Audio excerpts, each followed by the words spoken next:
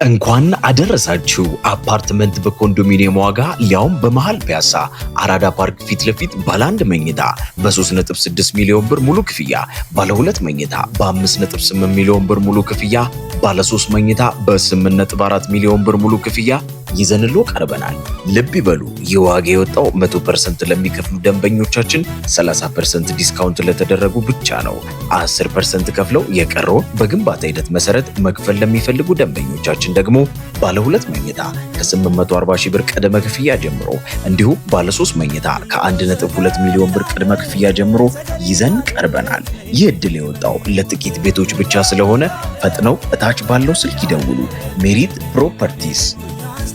ጤና ይስጥልኝ ተመልካቾቻችን፣ እንደምን ውላችሁ አምሽታችኋል? በላይ በቀለ ነኝ።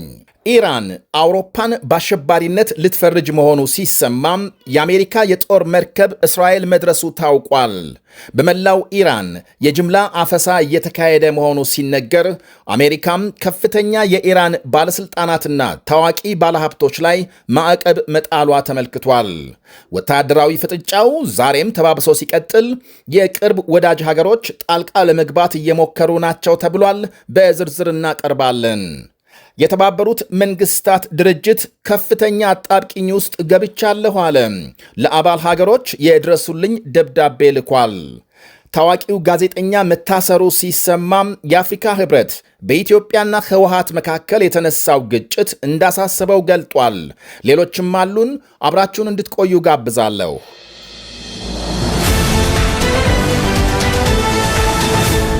ኢራን የአውሮፓን ህብረት በአሸባሪነት ልትፈርጅ መሆኑን አስታወቀች። ህብረቱ የኢራን አብዮታዊ ዘብን በአሸባሪ መዝገብ ማስፈሩን ተከትሎ ቴሄራን የአውሮፓ ህብረት አባል ሀገሮችን የጦር ኃይሎች በአሸባሪነት እንደምትፈርጅ የሀገሪቱ ባለሥልጣናት አስታውቀዋል።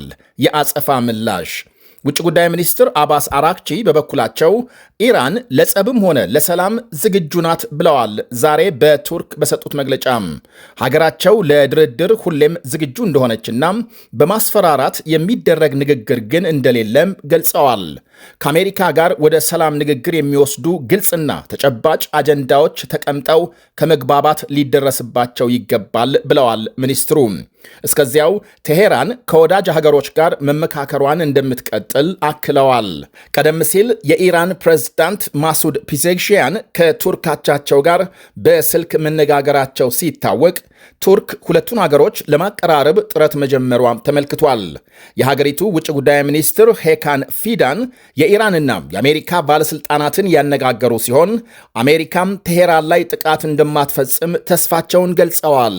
ጦርነት ከተነሳ ግን በቀጠናው ከፍተኛ ቀውስ እንደሚያስከትል አስጠንቅቀዋል። አያይዘውም ሀገራቸው በኢራን የውጭ ጣልቃ ገብነትን እንደማትደግፍ የጠቀሱ ሲሆን አሁን የተፈጠረውን ውጥረት ለማርገብ ሀገሮቹ ወደ ድርድር እንዲመለሱ ተማጽነዋል። ቱርክና ኢራን ረጅም ድንበር ሲጋሩ ታሪካዊና ባህላዊ ትስስር እንዳላቸው ይነገራል። በሌላ በኩል ቱርክ የኔቶ አባል በመሆኗም የአውሮፓ ሀገሮችን አሜሪካና እስራኤልን ጨምሮ በግልጽ ማናገር የምትችል መሆኑ በሁሉም ወገኖች ዘንድ ለሽምግልና ተመራጭ ያደርጋታል ይላሉ ታዛቢዎች። ከእስራኤል ጋርም ቢሆን የረጅም ጊዜ ጠንካራም የኢኮኖሚና ወታደራዊ ግንኙነት ከእስራኤል ባላንጣም ከኢራን ዘንድም ሰፊ የንግድ ሽርክና መመስረቷም ይወሳል። በየዓመቱ በሚሊዮኖች የሚቆጠሩ ኢራናውያን ቱሪስቶች ቱርክን ይጎበኛሉ። ለዚህም ነው ጸጥታና ንግድን የሚያውክ ማንኛውም ጥቃት ኢራን ላይ ሲፈጸም በቀጥታም ቱርክን ይነካል የሚባለው።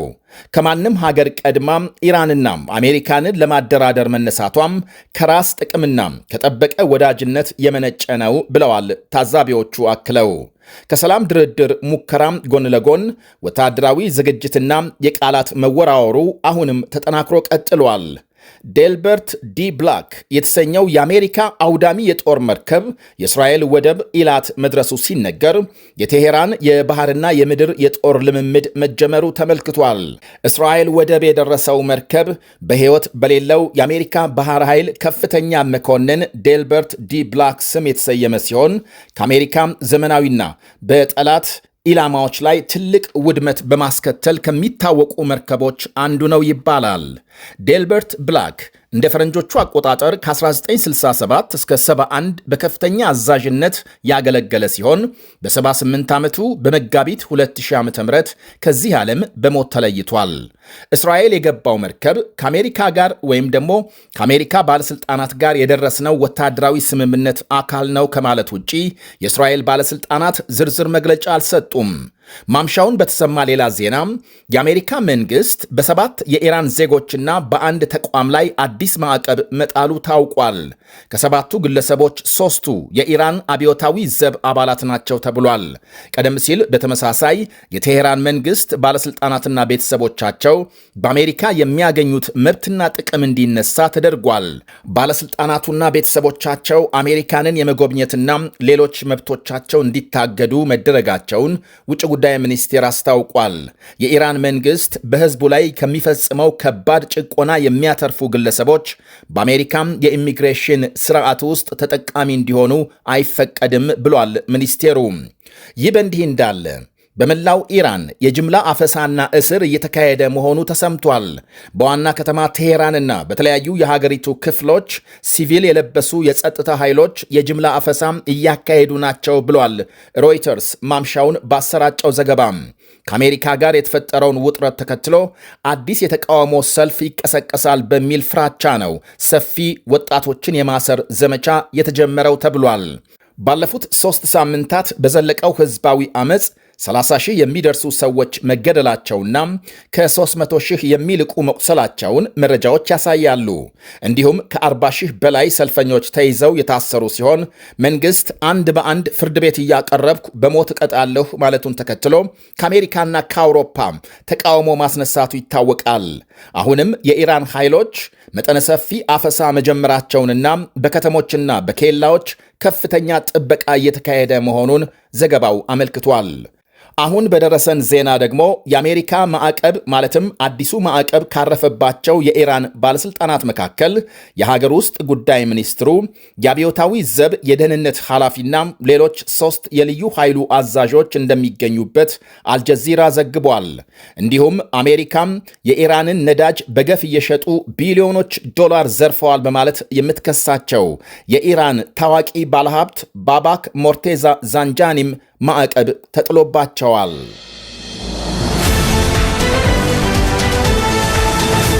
የተባበሩት መንግስታት ከፍተኛ የገንዘብ እጥረት እንደገጠመው አስታወቀ። አባል ሀገራት ክፍያ ባለመፈጸማቸው ሳቢያም ከፍተኛ የገንዘብ ችግር እንዳጋጠመውና አሁን በእጁ ላይ ያለው ገንዘብ ከ4 እና 5 ወራት በላይ እንደማያዘልቀው አስጠንቅቋል። በዓለም ላይ የሚያከናውናቸው ፕሮግራሞቹ አደጋ ላይ መውደቃቸውን እናም የክፍያ ግዴታቸውን በአስቸኳይ እንዲፈጽሙ ለሁሉም 193 የድርጅቱ አባል ሀገሮች ደብዳቤ መጻፉን አስታውቋል። የገንዘብ እጥረቱ የተከሰተው ትልቁን የገንዘብ መዋጮ የምታደርገው አሜሪካም ከበርካታ የተባበሩት መንግስታት ኤጀንሲዎች ራሷን ካገለለች በኋላ ነው ተብሏል። የአሜሪካንን ፈለግ በመከተል በርካታ አባል ሀገሮችም ክፍያ መፈጸም ማቆማቸው ይነገራል። ዋና ጸሐፊ አንቶኒዮ ጉቴሬዝ ለአባል ሀገሮች በጻፉት ደብዳቤ ድርጅቱ ከዚህ ቀደምም የገንዘብ እጥረት አጋጥሞት እንደነበር በመጥቀስ ያሁኑ ግን በአይነቱ የተለየና የከፋ እንደሆነ ገልጸዋል። ከ31 ዓለም አቀፍ ኤጀንሲዎች የወጣችው አሜሪካም ባለፈው ወር ለድርጅቱ ሰብአዊ ጉዳዮች እንቅስቃሴ $2 ቢሊዮን ለመስጠት ቃል ብትገባም እስካሁን ተፈጻሚ አለማድረጓ ተመልክቷል። ጀርመንና ብሪታንያን የመሳሰሉ ሀገሮችም የክፍያ ቅነሳ ማድረጋቸው በተጨባጭ ተጽዕኖ አሳድሯል።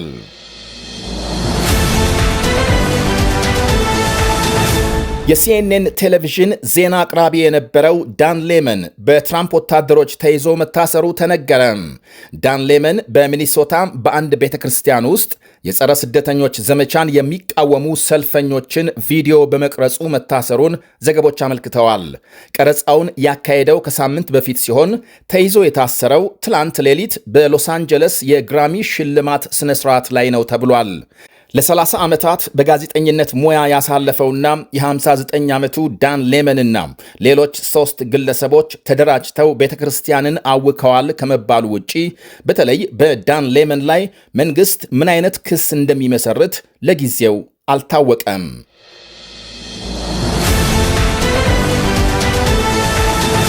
የኢትዮጵያ መንግስትና ህወሓት ጸብ ከማባባስ እንዲቆጠቡ የአፍሪካ ህብረት ጠየቀ። የህብረቱ ሊቀመንበር መሐሙድ አሊ ዩሱፍ የትግራይ የሰሞኑ ሁኔታ እጅግ እንዳሳሰባቸው በመግለጽ ሁለቱም ተፋላሚ ወገኖች እንዲረጋጉ ጠይቀዋል። የሁለት ዓመቱን የከፋ ጦርነት ያስቆመውን የፕሪቶሪያ ስምምነት ማክበር እንደሚገባም ወደ ውይይት እንዲመጡ መንግስትና ህወሓት የትግራይና አማራ አዋሳኝ አካባቢዎች ባለፉት ቀናት ውጊያ መግጠማቸውን የሚያሳዩ ሪፖርቶች መውጣታቸው ይታወቃል።